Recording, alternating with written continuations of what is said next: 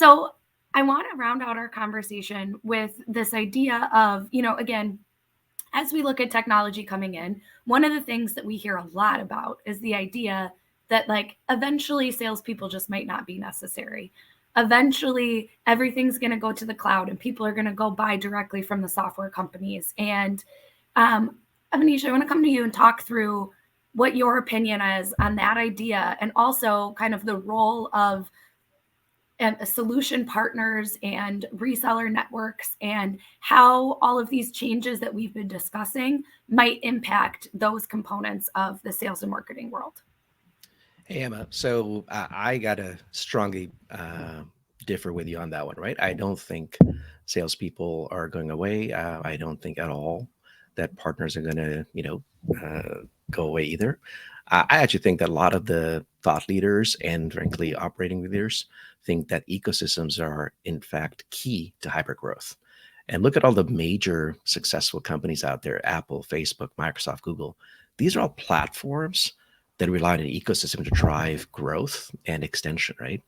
So, who are the components of that ecosystem that I would see, right? One is some of the folks you've already mentioned, like services partners, right?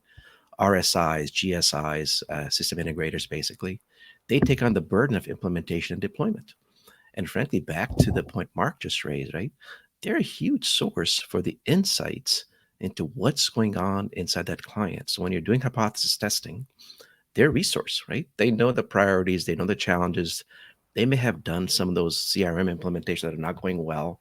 So partnering with them is both opening doors and also providing a lot of information, because the CIOs often use them as a source of recommendations on vendors, on priorities, on kind of what to focus on, et cetera, right? So that's, I think, one big category that continues to grow and have a lot of influence. You've also got managed service providers, right? So these are technology and services and kind of an operating model. They all, bring it all together. And at some places, this is a massive part of the business. And again, they help bring in solutions to the end customer with a pretty deep relationship. You've also got technology and ISV partners, right, who are helping round out the typical solution through integrations or through building on the platform. And that drives stickiness, right? So when you talk about cloud, the beauty of the cloud is, yes, it should be easy to deploy. We all know that's not always true. But then it drives stickiness, right? And that is the overall growth that everybody's looking for, right? So I think it's a huge part of the relationship.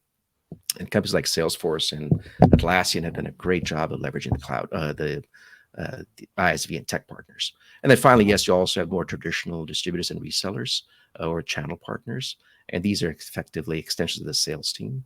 And they're continue to operate.